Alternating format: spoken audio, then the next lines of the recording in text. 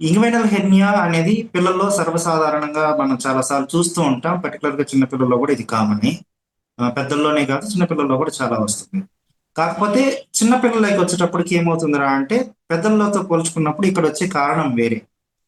జనరల్‌గా patent process వెజనాలిస్ అంటాం. అంటే ఏంట్రా అంటే ఒక పొరలాగా ఉండి కడుపులో బీజాలు ఎక్కడ ఆల్మోస్ట్ కిడ్నీ దగ్గర తయారైంది. కిందకి దిగబడుతూ వచ్చి కింద స్క్రోటమ్ అంటే ఏదైతే మనం ఈ బీజాల సంచి అని అంటామో దాంట్లో దిగబడాలి. ఆ దిగబడే ప్రాసెస్‌లో ఈ ఒక బుడ్డ లాంటిది నీళ్లతో నిండి అది కిందకి దిగబడే ప్రాసెస్ లో హెల్ప్ చేస్తూ ఉంటది. ఒక బెలూన్ లాంటిది. అది కొన్నిసార్లు ఏమవుతుందిరా అంటే అది అలాగే ఉండిపోతుంది. యూజువల్ గా మనకు ఆ బీజం వచ్చి కింద స్క్రోటం లోకి అంటే సంచిలోకి దిగిన తర్వాత అది ఆ అతుక్కుపోవాలి లేయర్స్. ఓకే. అలా కాకుండా కొన్నిసార్లు అలాగే మూతితో పాటు ఓపెన్ అయ్యి ఉండి ఆ సంచి అంతా అలాగే ఉందనుకోండి ఒక బెలూన్ లాగా ఉండి ఆ దాంట్లోకి మనకు పేగులు గాని లేకపోతే పొట్టలో ఉన్నటువంటి వేరే కంటెంట్స్ లైక్ యూరినరీ బ్లాడర్ కావచ్చు లేకపోతే మిగిలినటువంటి కంటెంట్స్ ఏవైనా దాంట్లో నుంచి దూరే అవకాశం ఉంది. ఆ విధంగా ఆ ఓపెనింగ్ నుంచి దూరేటప్పుడు ఏదైతే ఉంటుందో దాన్ని హెర్నియా అంటారు.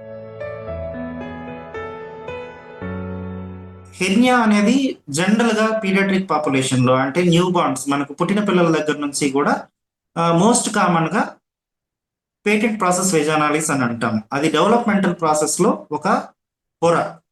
అది అలాగే మిగిలిపోయి అతుక్కోపోకుండా ఉండడం వల్ల దాంట్లో ఈ పొట్టలో ఉండేటువంటి ఈ ఆర్గాన్స్ ఏవైనా కానీ పేగులు కావచ్చు లేకపోతే మిగిలేటివి జారే ప్రక్రియని హెర్నియా అంటాము. దానికి ప్రథమ కారణం వచ్చేసి ఏంట్రా అంటే ఆ పొర అతుక్కోపోకుండా అలాగే ఆ ఓపెనింగ్ అలాగే ఉండిపోయి ఆ పొర అంతా కూడా అలాగే ఉండిపోవడం వల్ల ఇది డెవలప్ అయ్యే అవకాశం. బేసికల్ గా ఇంగ్వెనల్ హెర్నియా పెద్దల్లో క్లాసిఫికేషన్ చాలా మటుకు చేస్తూ ఉంటారు డైరెక్ట్ ఇండైరెక్ట్ అనేసి. పిల్లల్లో వచ్చేటప్పటికి డైరెక్ట్ హెర్నియా అనేది వెరీ రేర్. అంటే కొన్ని సిండ్రోమిక్ కండిషన్స్ లో తప్పితే డైరెక్ట్ హెర్నియా అనేది అబ్డోమినల్ వాల్ వీక్నెస్ ఉన్నటువంటి సిండ్రోమ్స్ కొన్ని ఉంటాయి. వాటిలో తప్పితే మనకు అంత కామన్ కాదు. మోస్ట్ కామన్ గా మనకి ఇండైరెక్ట్ ఇంగ్వెనల్ హెర్నియానే ఉంటుంది. అది పేటెంట్ ప్రాసెస్ వెజనాలిస్ అనేటువంటి ఏదైతే పొర ఇందాక మనం మాట్లాడుకున్నామో అది అలాగే ఉండిపోవడం వల్లనే ఇది డెవలప్ అవుతుంది. దాంట్లో ఇంకా వేరే రకాలు చాలా రేర్ గా కనపడతాయి. ఇంగ్వెనల్ హెర్నియా యొక్క లక్షణం తీసుకుంటే మనకు స్వెల్లింగ్ గడ్డ ఎక్కడ ఉంటుంది అంటే ఈ గ్రాయన్ అని అంటాము లేదా స్క్రోటం అని అంటాం. గ్రాయన్ అంటే ఏంటంటే అంటే మనకు తొడ పై భాగంలో పొట్ట దగ్గర ఎక్కడైతే మన గజ్జలని అని అంటుంటారు అక్కడ ఒక గడ్డలాగా వచ్చేదానికి అవకాశం ఉంది. అదే విధంగానే మనకు ఈ బీజాలు ఉన్నటువంటి సంచి ఏది స్క్రోటం అని అంటాం. ఆ సంచిలో కూడా సంచి దాకా కూడా అది గడ్డలాగా కిందకు జారబడేదానికి అవకాశం ఉంటుంది. అది గడ్డలాగా కనపడుతుంది. బీజమే కాకుండా వాపులాగా. సో ఈ వాపు ఉండడమే కాదు అది మళ్ళీ మన పిల్లవాడు ఏడ్చినప్పుడు అట్టా లేదా ఆడుకున్నప్పుడు అది పెద్దగా అవ్వడము లేదా అప్పుడే అపియర్ అవ్వడము అంటే కనపడడం కానీ మళ్ళీ తర్వాత పిల్లవాడు పడుకోనో రిలాక్స్ అయినప్పుడు లేకపోతే ఏమి యాక్టివిటీస్ చేయకుండా బెడ్ మీద పడుకున్నప్పుడు అది దాని ఎంత తానే కొన్నిసార్లు వెళ్ళిపోతుంది. లేదా తల్లి కానీ లేదా మిగిలిన వాళ్ళు పాలు ఇచ్చినప్పుడు ఇస్తున్నప్పుడు గ్రాండ్ మదర్స్ కానీ వాళ్ళు దాన్ని జెంటిల్ గా మ్యానిపులేట్ చేస్తారు. అంటే పుష్ చేసినప్పుడు లోపలికి వెళ్ళిపోతుంది. ఇది సర్వసాధారణంగా మనకు వస్తూ ఉంటారు. ఇది అన్కాంప్లికేటెడ్ కేసులో.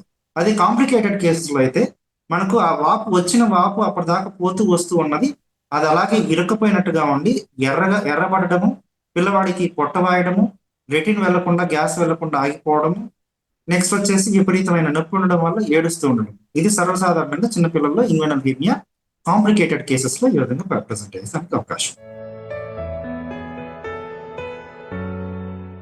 యూజువల్ గా ఈ హెర్నియా ఇంగ్వెనల్ హెర్నియా కాంప్లికేషన్స్ ఎట్లాంటి మనం చూడొచ్చు అంటే ఇర్రిడ్యూసిబిలిటీ అంటే బయటకు వచ్చినటువంటి వాపు మళ్ళీ తిరిగి లోపలికి వెళ్లకుండా ఉండడము దానివల్ల నొప్పి కలగడం. ఇది ఒక రకమైనటువంటి కాంప్లికేషన్.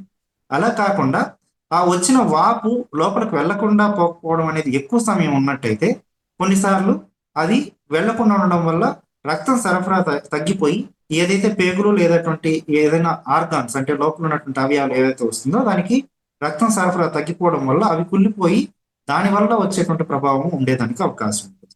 అంటే ఇప్పుడు సర్వసాధారణంగా పేగులు కుళ్ళిపోయాయి కుళ్ళిపోయి అది ఓపెన్ అప్ అయిపోయేసి లోపల పొట్ట పేగుల్లో ఉన్నటువంటి లెటిన్ అవన్నీ కూడా మనకు బయటకు వచ్చి దానివల్ల పెరిటనైటిస్ కానీ ఇట్లాంటివి అంటే ఏంటంటే పొట్టలో ఇన్ఫెక్షన్ సివియర్ గా తయారయ్యి దానివల్ల కొన్నిసార్లు ప్రాణాపాయం జరిగేదానికి అవకాశం. ఇంగ్వెనల్ హెర్నియాకి డెఫినెట్ గా మన సర్జరీ అనేది డెఫినెట్ ఆప్షన్. దాంట్లో వేరే సెకండ్ థాట్ అనేది ఏం లేదు. కాకపోతే ఇక్కడ మనకు డిస్కషన్ ఎక్కడ వస్తుందంటే ఇన్వెంటల్ హెర్నియా సర్జరీ ఎప్పుడు చేయాలి అనే దాని మీద. సర్జరీ చేయాలనేది ఏకగ్రీవంగా అందరం అంగీకరిస్తాం, ఎందుకంటే అది సర్జికల్ ప్రాబ్లం. మెడికల్ గా మన మందులతోనో టాబ్లెట్స్ తోనో వేసుకుంటే తగ్గే ప్రభావం అవకాశం లేదు. సర్జరీ ఎప్పుడు చేయాలనేది అనేది మళ్ళీ అది మనకు ఇచ్చినటువంటి పరిస్థితులను బట్టి ఆధారపడి ఉంటుంది. కాకపోతే వరల్డ్ వైడ్ అంటే ప్రపంచ మొత్తం చూసినట్టయితే కన్సెన్సస్ ఏంటంటే అంగీకరించేది అందరూ కూడా పీడియాట్రిక్ సర్జన్స్ కమ్యూనిటీలో ఏంట్రా అంటే as early as possible once you identify the hernia. అంటే ఏంట్రా అంటే ఇప్పుడు 1వ రోజున పుట్టినప్పుడే మనం ఐడెంటిఫై చేయగలిగినట్టయితే ఆ రోజే చేయడం అనేది ఉత్తమమైన పని. కానీ మనకు కొన్నిసార్లు అది మనకు అమైనబుల్ కాదు, అంటే మనకు అది కొన్నిసార్లు ఈజీ కాకపోవచ్చు. ఎందుకంటే ఇప్పుడు పిల్లవాడు ఎక్కడో రిమోట్ ఏరియాలో పుట్టాడు, అక్కడ పీడియాట్రిక్ సర్జన్ అవైలబిలిటీ ఉండకపోవచ్చు.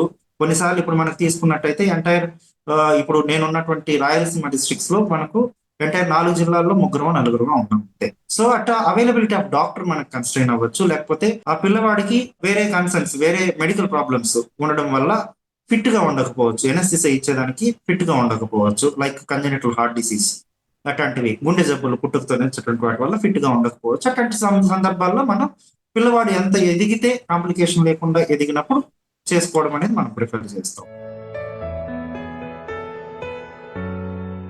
ఈ పర్టికులర్ కండిషన్ కి ఇందాకే మనం మాట్లాడుకున్నాము, సర్జరీ అనేది ఆప్షన్. కాకపోతే ఎప్పుడు చేసుకోవాలనేది చాలా మంచి క్వశ్చన్.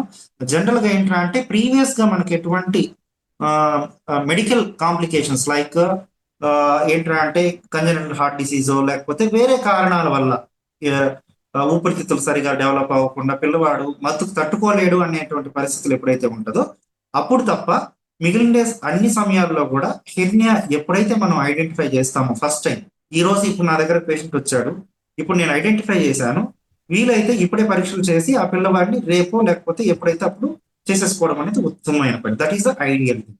ఓకే, కొన్నిసార్లు ఇది మనకు అన్నిసార్లు కుదరకపోవచ్చు. అట్లాంటప్పుడు తను కొన్నిసార్లు 6 నెలల వయసు లేకపోతే 3 నెలల వయసు లేకపోతే అట్లా మనం కొంత సమయం తీసుకొని ఈ వాటి నుంచి మనకు ఎప్పుడైతే ఆ జబ్బుల నుంచి కొంతవరకు ఉపశమనం పొందుతాడో మిగిలినటువంటి మందులు అవి వాడి అప్పుడు ఎనస్థిసియా అంటే మత్తుకి ఎప్పుడైతే తయారుగా ఉండి ఫిట్ గా ఉంటాడో ఆ సమయంలో మనం జనరల్ గా చేస్తాం.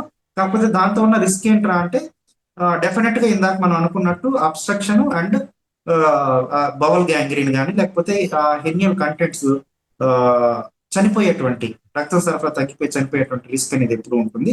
కాకపోతే పేరెంట్ కి దాన్ని మనం ఎక్స్ప్లెయిన్ చేసి వాళ్ళ కన్సెంట్ తో మనం సర్జరీకి అప్రోప్రియట్ టైంలో ప్లాన్ చేస్తాం. మళ్ళీ తిరిగి వచ్చేటువంటి అవకాశం ఒక 2-3% దాకా ఉంటుంది అనేది త్రూఅవుట్ ద వరల్డ్ లో ఉన్నటువంటి లిటరేచర్ మనకు చెప్తున్నటువంటి ఇది. జనరల్ గా నా పర్సనల్ ఎక్స్పీరియన్స్ లో చాలా మటుకు రికరెన్స్ ఉండదు. కొన్ని ఆ రికరెన్స్ కూడా పర్టికులర్ గా కొన్ని కారణాలు తీసుకున్నట్టయితే ఇప్పుడు కనెక్టెడ్ టిష్యూ డిజార్డర్స్ కానీ లేకపోతే వేరే ఇట్లా మెడికల్ కాజెస్ లైక్ క్రానిక్ గా స్ట్రెయిన్ అయ్యేటువంటి అంటే ఏదో ముఖ్యటువంటి ప్రభావం కలిగినటువంటి కండిషన్స్ కొన్ని ఉంటాయి, లైక్ యూరథల్ స్ట్రిక్చర్ కావచ్చు, లేకపోతే సివియర్ కాన్స్టిపేషన్, లేకపోతే యానరెక్టల్ మాల్ఫార్మేషన్స్ అంటే మనకు లెటిన్కి వెళ్ళేటువంటి జాగా సరిగా తయారవ్వకుండా వాళ్ళు ఎక్కువ ముక్కడానికి ఎక్కువ ప్రయత్నం ఏదైతే చేస్తూ ఉంటారో అట్లాంటి కండిషన్స్ ప్రైమరీగా వాళ్ళకి అట్టాగే ఉంటాయి కాబట్టి వాటిని మనం కొన్నిసార్లు ట్రీటబుల్ కాజెస్ ఉంటే వాటిని మనం ట్రీట్ చేసి మనం హెర్నియా రిపేర్ చేస్తాము. కొన్ని అన్ట్రీటబుల్ లేకపోతే ట్రీట్ చేసినా కూడా రికరెంట్ ప్రాబ్లమ్స్ ఉండేటువంటి కండిషన్స్ లో ఎక్కడైతే మనకు అబ్డామినల్ ప్రెషర్ పెరిగి ఏదైతే ఉంటుందో అట్లాంటి కండిషన్స్ లో మనకు వచ్చేదానికి అవకాశం. రికరెన్స్ అనేది హెర్నియాటమీ చేసిన తర్వాత అర్థమవుతుందా, చేసిన తర్వాత రికరెన్స్ అనేది హెర్నియాటమీ చేసిన తర్వాత వెరీ రేర్ అండి. ఓన్లీ ఒక 3-4% మాత్రమే వచ్చేదానికి అవకాశం ఉంటుంది. రికరెన్స్ రాకుండా ప్రివెంట్ చేయడం అనేది మన surgery. Most of the time surgery is a solution for that. But post surgery కూడా కొన్ని కండిషన్స్ లో మనం వచ్చేదానికి అవకాశం ఉంది. అది ఎట్లాంటి ఇందాక మనం అనుకున్నాము, ఇప్పుడు పిల్లవాడికి క్రానిక్ కాఫ్ లైక్ బ్రాంకియల్ ఆస్తమానో లేకపోతే సమదర్ పెథాలజీ వల్ల లంగ్ ప్రాబ్లమ్స్ వల్ల కన్జనిటల్ లంగ్ ప్రాబ్లమ్స్ వల్ల ఎప్పుడు దగ్గుతూ ఉంటాడు, వాడికి అబ్డామినల్ ప్రెషర్ ఎక్కువ ఉంటుంది. లైక్ యూరథ్రా స్ట్రిక్చర్ అంటే ఒంటికి పోసే రంధ్రంలో ఏదైతే ఉంటుందో దాంట్లో కొన్నిసార్లు బ్లాక్ అయి ఉంటాయి, లైక్ ప్యూ వాల్వ్ అట్లాంటి కండిషన్స్ లో అది సర్జరీ చేసిన తర్వాత కూడా స్ట్రిక్చర్ డెవలప్ అయ్యేదానికి ఛాన్సెస్ కొన్ని ఉంటాయి. లేకపోతే క్రానిక్ కాన్స్టిపేషన్ మనకు వేరియబుల్ కారణాల వల్ల మనకు లెటిన్ సరిగా పోకుండా ముక్కుతూ ఉంటారు పిల్లలు. ఓకే. ఇట్లాంటివన్నీ కూడా మనకు కొన్ని కరెక్టబుల్ కాజెస్ ఉంటాయి. కొన్ని అన్‌కరెక్టబుల్ ఆర్ రికరెంట్ ప్రాబ్లమ్స్ వచ్చేటువంటి కండిషన్స్ ఉంటాయి. వీటి వల్ల కొంత రికరెన్స్ వచ్చేదానికి ఇన్నెట్‌గానే వాటికి ఉంటుంది. రికరెన్స్ జనరల్‌గా తీసుకుంటే 1-3% అనేది యూనివర్సల్‌గా మనం ఎక్కడ ఏ కంట్రీలో చూసినా, ఏ సర్జన్ చేసినా ఇది మనకు ఉన్న డేటా చెప్తున్నటువంటిది కాబట్టి రికరెన్స్ కంప్లీట్‌గా జీరో చేయడం అనేది impossible. But we can minimize by taking good surgical techniques and రెండోది ఏంటంటే ప్రికాషన్స్ లైక్ ఈ ట్రీటబుల్ కాజెస్ ఏదైతే దాన్ని ప్రిస్క్రైబ్ చేస్తే వాటిని మనం ట్రీట్ చేయడం వల్ల సరే.